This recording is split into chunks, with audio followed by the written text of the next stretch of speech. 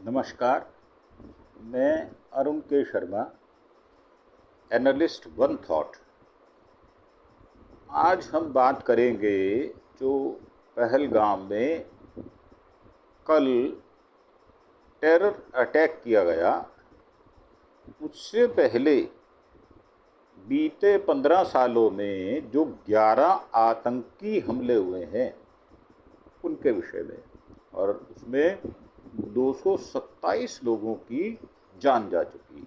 आतंकियों ने आम लोगों पर कब कब कहर बरपाया, इसके विषय में चर्चा करेंगे। J&K के पहलगाम के बैसरान घाटी में मौजूद टूरिस्टों पर गोलियां बरसाने वाले आतंकियों के लिए ऑपरेशन चलाया जा रहा है। इस ऑपरेशन में भारतीय सेना की Victor force, special force, Jammu Kashmir police की स्पेशल ऑपरेशंस ग्रुप CRPF शामिल है। और इसमें जो कहा जा रहा है कि J&K के पहलगाम की बैसरान घाटी में मौजूदा टूरिस्टों पर गोलियां बरसाने वाले आतंकियों के खिलाफ ऑपरेशन चलाया जा रहा है। और ये सारा जो है ये कश्मीर पुलिस की स्पेशल ऑपरेशन ग्रुप CRPF शामिल है। इस अभियान में सबसे आगे भारतीय सेना की विक्टर फोर्स है, क्योंकि इस घाटी में आतंकियों के खिलाफ निर्णायक कार्रवाई के लिए ये जाना जाता है। और आतंकी हमले में जो अभी तक जानकारी है वो 26 हमारे लोग जो हैं वो शहीद हो गए और 20 के करीब घायल बताए जा रहे हैं। इस हमले में जो टूरिस्ट अपना वीडियो बना रहा था, उसी वक्त आतंकियों ने हमला कर दिया। 5 से 6 आतंकी पर्यटकों को गोली मारने से पहले उनका नाम और उनकी पहचान, धर्म पूछा।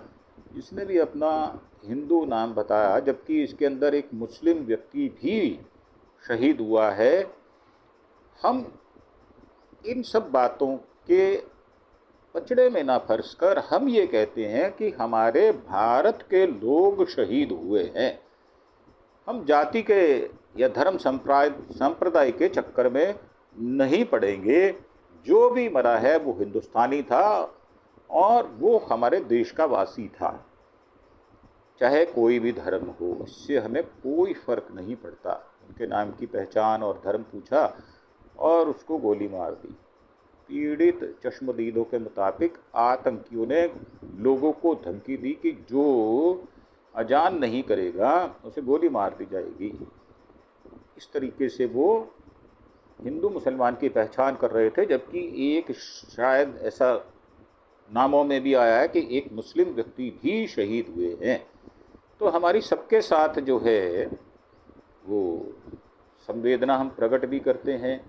और आतंकियों ने, जैसा कि पता है कि नकली वर्दी पहनी हुई थी सेना की, इसलिए शुरुआत में किसी को उन पर शक नहीं हुआ, लेकिन थोड़ी देर बाद ही उन्होंने जब पहचान पूछकर फायरिंग शुरू की तो भगदड़ मच गई। आतंकियों ने जानबूझकर मात्र पुरुषों को ही निशाना बनाने की कोशिश की। अपनी पत्नी या परिवार के साथ आए थे जो लोग, उनमें पुरुषों के ऊपर उन्होंने हमला करने की भरपूर कोशिश की। वीडियो जो है वो बहुत भयानक है, उसमें हम चर्चा में नहीं जाना चाहेंगे, क्योंकि पहले ही हमारा मन जो है वो व्यथित है, हम दुखी हैं इस घटना से।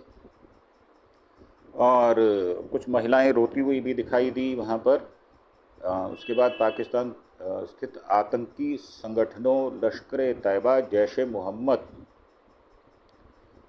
जो है को कवर करने के लिए ISI ने TRF यानी रेजिडेंस फ्रंट का गठन किया था। पाकिस्तान सेना इस आतंकी संगठन की मदद करती है। TRF ज़्यादातर लश्कर के फंडिंग चैनलों का इस्तेमाल करता है।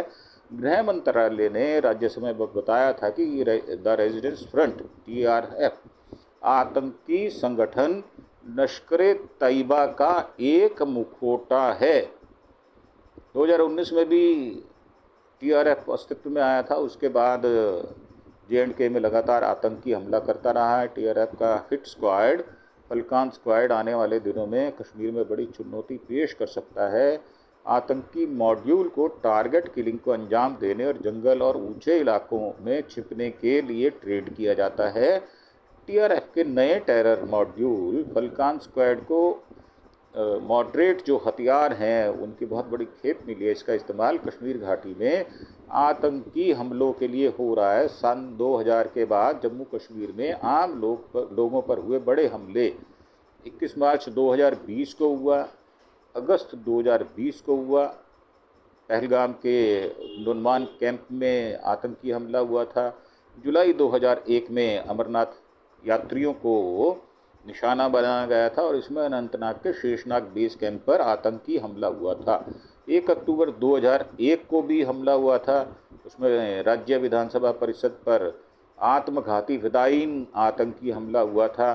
और 2002 में कश्मीर के चंदनबारी बेस कैंप पर आतंकी हमला हुआ था और अमरनाथ यात्री थे वहाँ पर। 23 नवंबर 2002 को जम्मू कश्मीर नेशनल हाईवे पर दक्षिण कश्मीर के लोअर मुंडा में इम्प्रूवाइज्ड एक्सप्लोसिव डिवाइस IED विस्फोटक से सुरक्षा कर्मियों और महिलाओं, बच्चों समेत लोगों पर जानलेवा हमला हुआ था। 23 मार्च 2003 को आतंकियों ने पुलवामा स्थित नंदी गांव में महिलाओं और बच्चों के ऊपर हमला किया गया था, जिसमें 24 पंडित भी, कश्मीरी पंडित जो थे, उनकी भी हत्या कर दी गई थी। 13 जून 2005 में पुलवामा में एक सरकारी स्कूल के सामने भीड़ भाड़ वाले बाजार में विस्फोटक से लदी एक कार में विस्फोट कर दिया गया था, जिसमें स्कूली बच्चे, CRPF के अधिकारी और अन्य कुछ लोग उसमें शहीद हो गए थे। 100 से ज़्यादा लोग घायल हुए थे। 12 जून 2006 को कश्मीर के कुलगाम में 9 नेपाली और बिहारी मजदूरों पर आतंकी हमला किया गया था। 10 जुलाई 2017 को कश्मीर के कुलगाम में अमरनाथ बस यात्रा पर आतंकी हमला हुआ था। 22 अप्रैल 2025 में पहलगाम के बैसरान घाटी में मौजूद टूरिस्टों पर आतंकी हमला हुआ है, जो कल की बात है। इसमें कुछ लोगों के शहीद होने की आशंका जताई जा रही है, करीब 26 लोग। और इससे पहले 18 मई 2024 को आतंकी हमले हुए थे।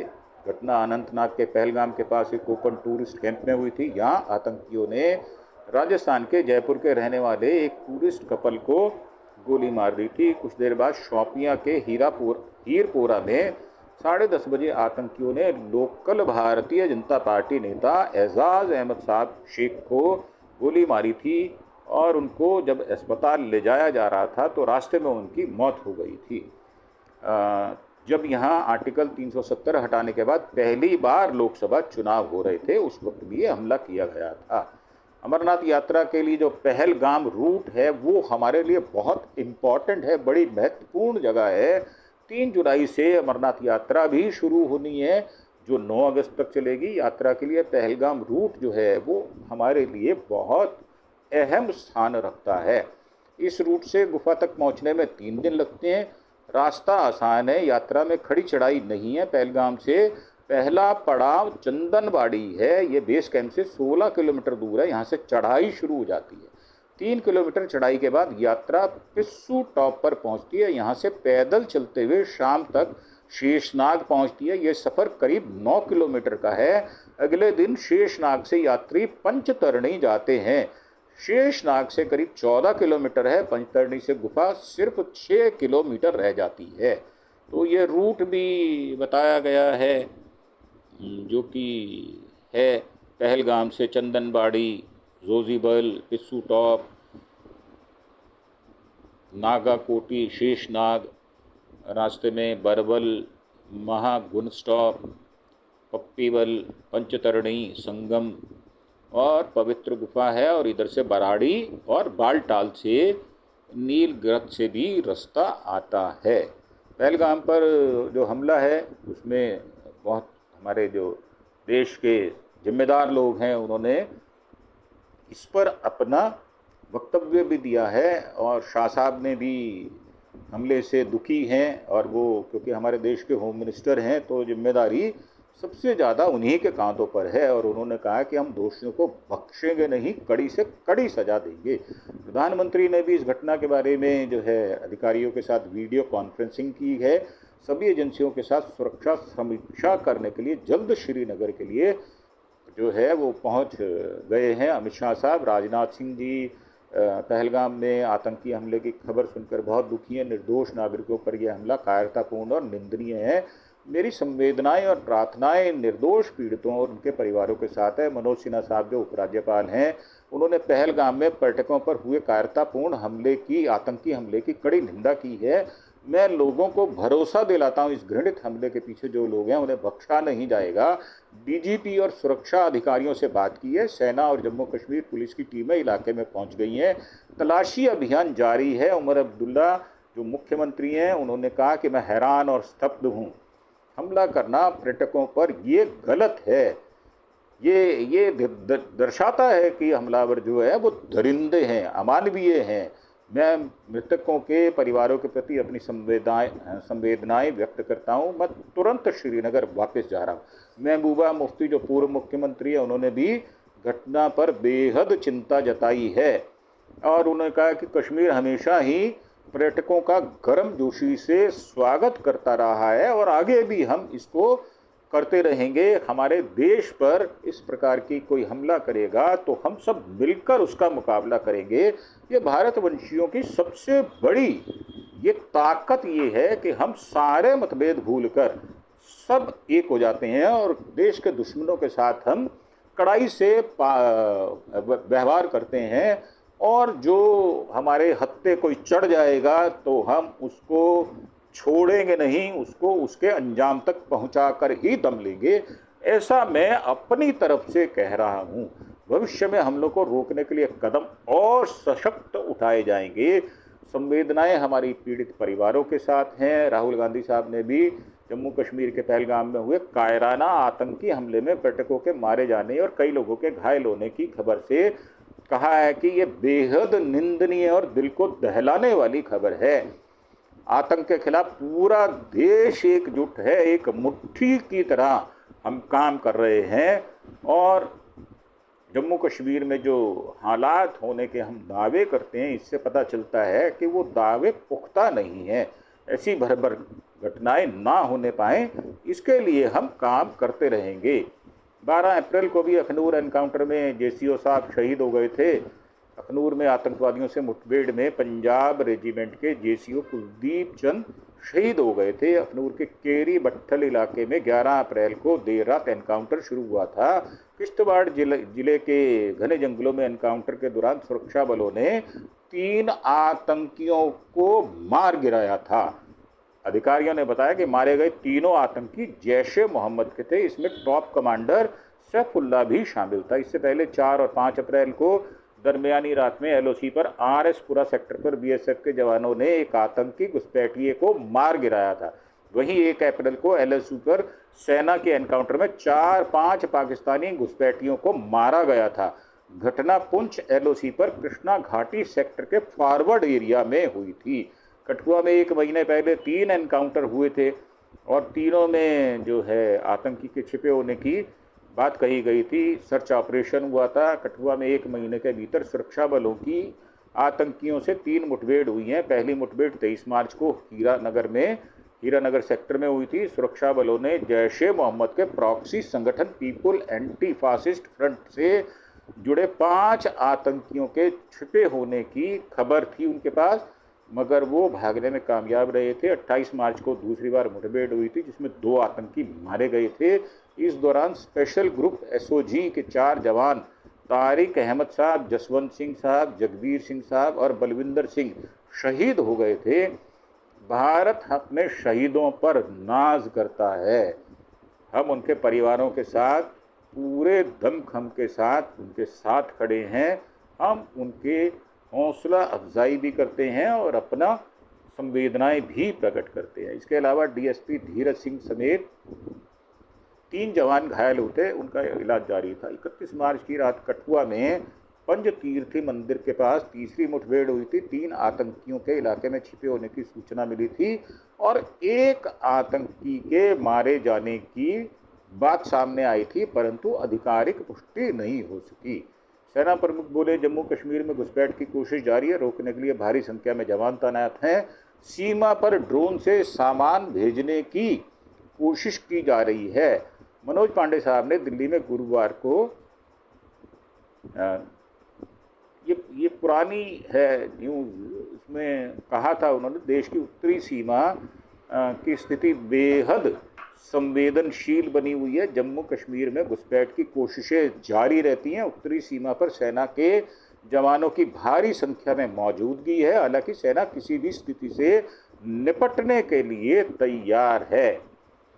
ये हमने आपको बताया कि पाकिस्तान ने कब कब हमारे देश पर हमला करने की कोशिश की है और हमने उनका डटकर मुकाबला किया। हमारी सेना उनसे दो हाथ करने के लिए तैयार है। हमारा पूरा देश, पूरे 146 करोड़ लोग एक मुट्ठी, बिल्कुल एक स्वर से उनका विरोध करते हैं और ये सरकार के साथ खड़े हैं।